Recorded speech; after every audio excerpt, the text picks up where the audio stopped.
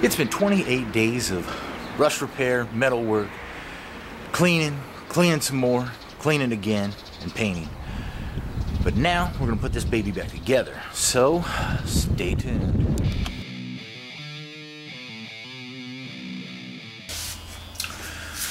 Okay, so I'm gonna start by rebuilding my gauges, and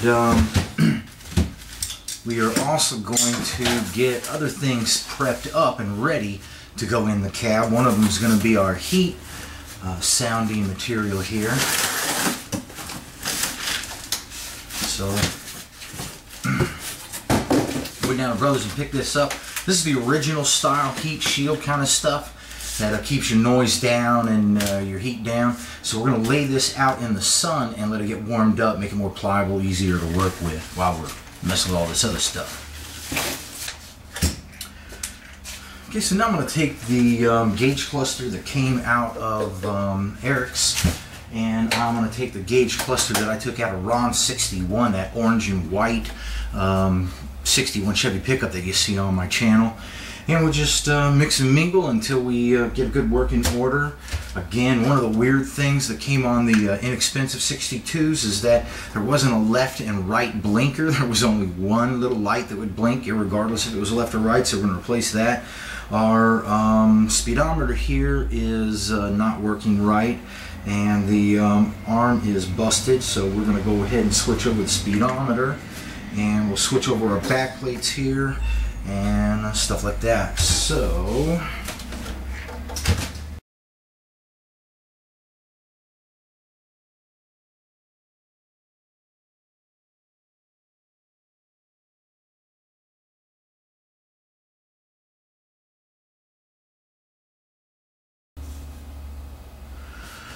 alright, I'll test this fuel gauge before I put it in, and then I'll be right back.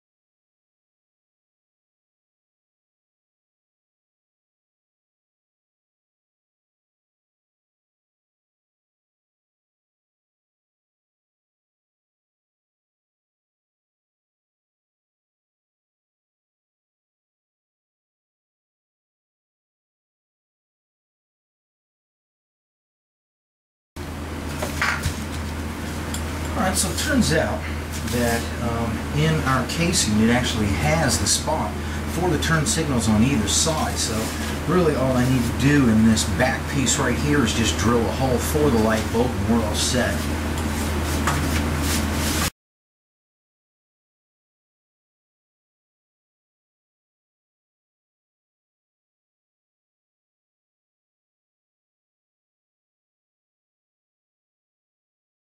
So this casing right here, a lot of times when you're trying to put this back into the dash, it'll rub up against the nicely painted dash. So I like to just lightly grind down this edge and make it nice and soft so it'll slip in there nice and pretty.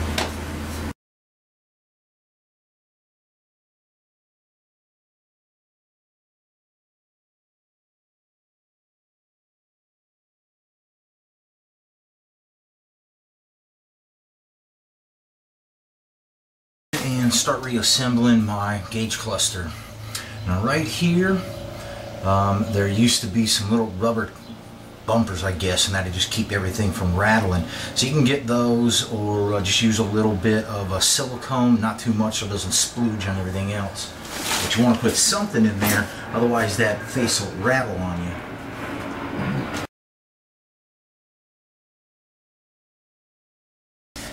So now I'm actually going to let the silicone dry here, and so it's nice and firm.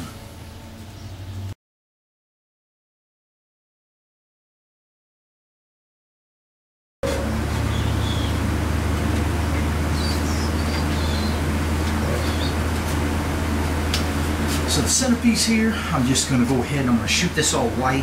I'm not going to shoot the middle of it white. The white won't transfer through the black, so I'll just shoot this with some acid etch primer. We'll let it dry up, then we'll shoot it with the white. After it's dried up for a full day, then I'll go ahead and mask it off and shoot the black.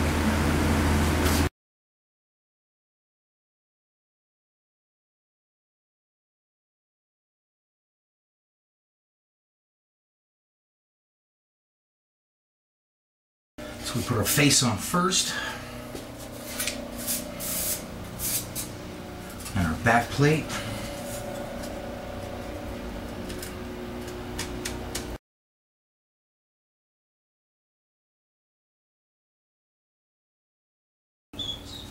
Now these little tubes, and then these little caps right here, they come in red and green. Green is typically going to be your turn signal, red's going to be your warning lights, generator warning light, temperature warning light, that such.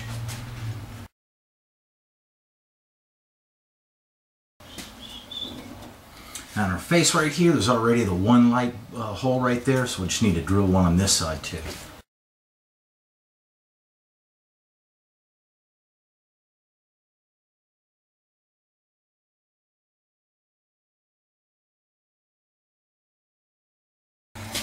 I'm going to go ahead and paint the face the same colors I'll be painting the door, and this way the glove box door, this way both will match.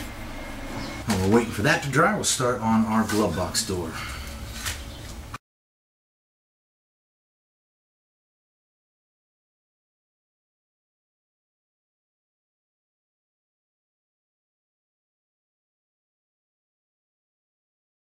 See these little cones right here? Some of them are longer, some of them are shorter. Generally the shorter ones will go where all your warning lights are, and the longer ones will go where your turn signals are at. You'll have to install these first before you put them onto here.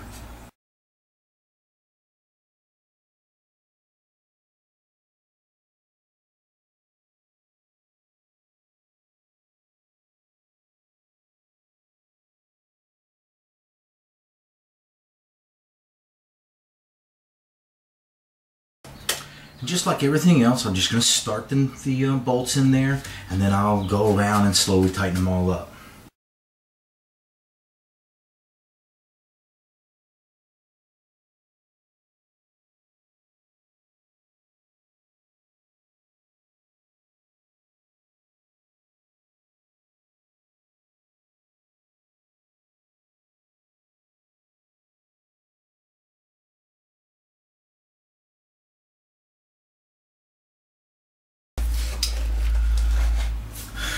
Okay, there's a nice new cage cluster looking all pretty. So now if you have bad speedometers, and if you have like bad gasoline or fuel gauges, then Brother sells those too, so you can replace them pretty easy. Okay, so now where the two pieces join, I'm going to go ahead and put a little tape around that, and again that's so we don't scratch the dash when we put this in.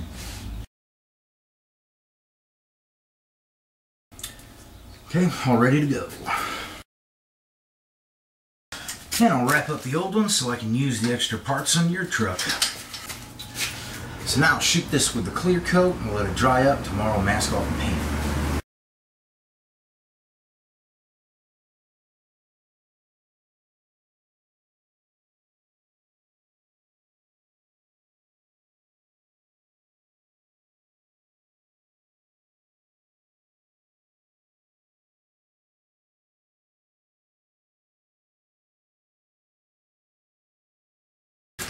Okay, so if you remember, we cut up our old style, inefficient oil bath air cleaner, and we're going to switch it over to a newer one.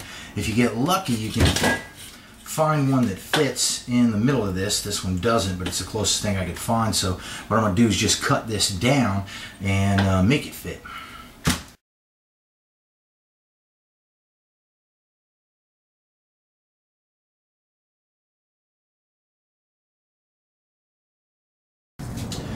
Then I'll use just a couple of tie downs to hold it together.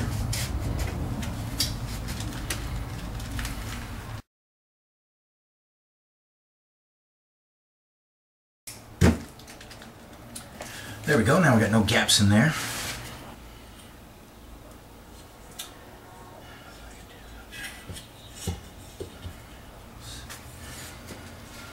so that's what that looks like when it's done. Now I'll paint this up and it'll look pretty. Okay, so this piece right here on the ashtray, just shot this with a clear coat so it looks more original. And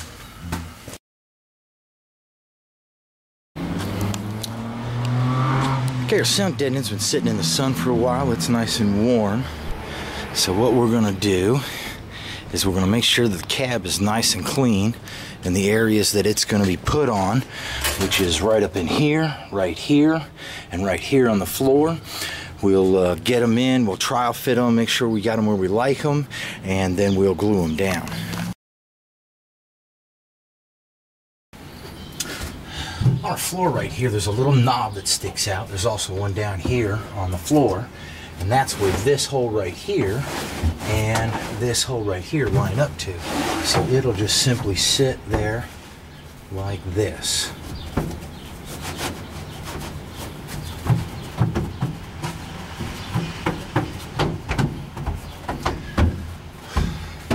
And you'll also notice that there is a side that kind of looks like asphalt. Got this shiny kind of stuff on it here, and then there's the other side that's all black glossy. So we're going to put the black glossy side down because it'll stick better to the floor. So I'm going to put these pieces in. I'm going to give it some time to mold into here. Then we'll get some spray-on glue and spray it on and stick her down good. Okay, so that is what that looks like when all the pieces are in here.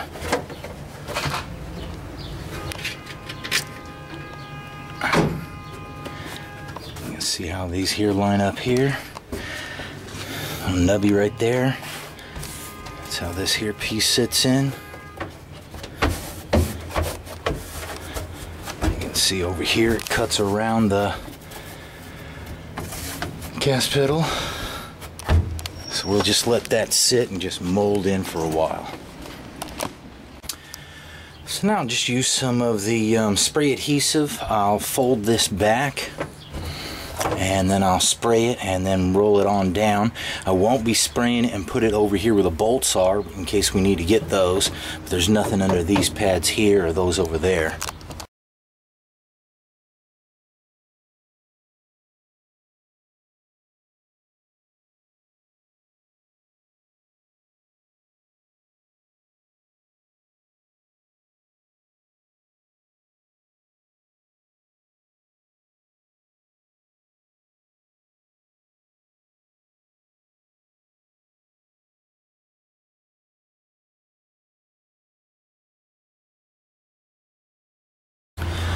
So now we'll install these firewall sound deadener. I like to get a little bit of the glue, and I'll just put a light cut on there so that it helps stick it up there, but it doesn't like glue it on real hard.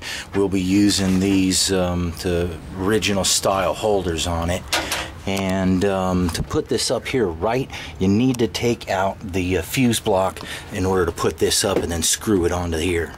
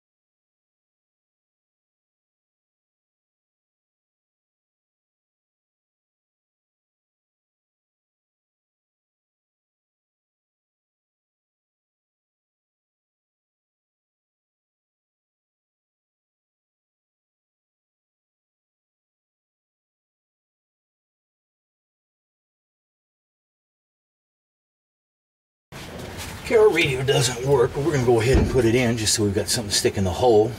Brother sells some aftermarket radios that'll actually fit in these holes right here, but you'll have AM, FM, and all that kind of stuff, so you can upgrade if you like.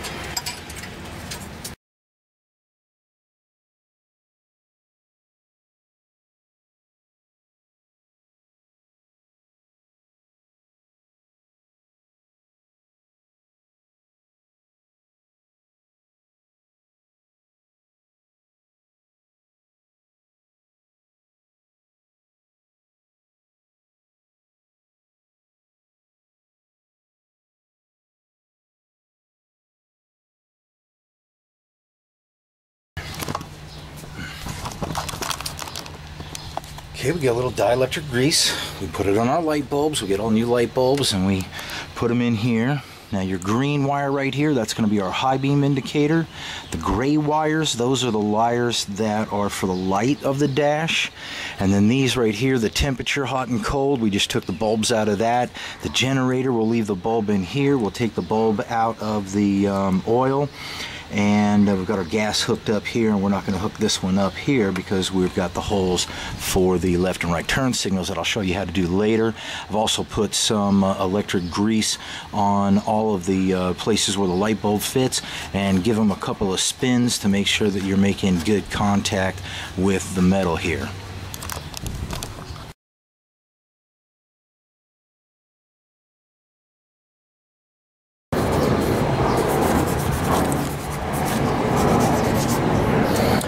Okay, there's our dash all done there. That's looking pretty sweet. So I'll get my ashtray in. I'm going to wait until we do our glove box store. We still have to paint it, and I have to put the glove box in at the same time. So I'm going to wait and get some nice new shiny screws for this stuff and stuff like that. Because we got our dash almost set up, I'll go ahead and install my gauge cluster here. And what we're going to do first is actually take it apart so that we can get this bracket up underneath there and see where we like it. These here are the little lights that go in there to illuminate it at night. So it's pretty simple. Black is ground, red is power. So I think before I take this apart, I will go ahead and set up all of our electrical so it'll be easier to do after we get it on in there. So this style here uses a voltmeter instead of an amp meter.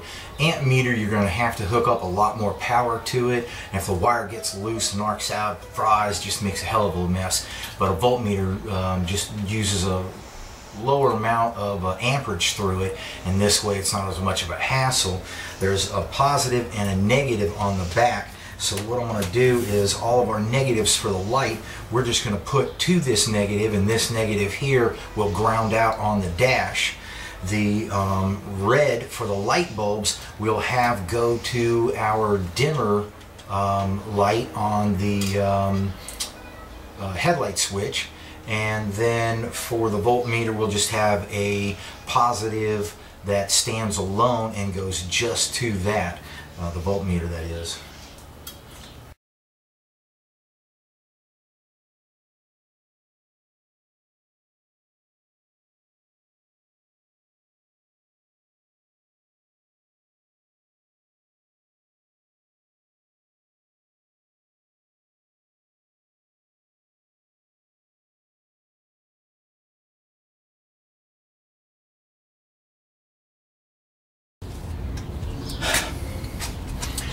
Alright, so we are all done for the day. Let's take a look at what we got. Got our dash pretty much set up, instrument cluster redone, got our secondary gauges on here, and then this will run through here. We want to kind of hide it back there, and we want to make sure that it's away from our any moving parts. Tomorrow I'll show you how to hook up your oil. I'll show you how to hook this here up. Of course, whenever you're going through the walls, you always want to use a grommet, rubber grommet, so that the wires and stuff don't get chafed. So we'll see y'all tomorrow.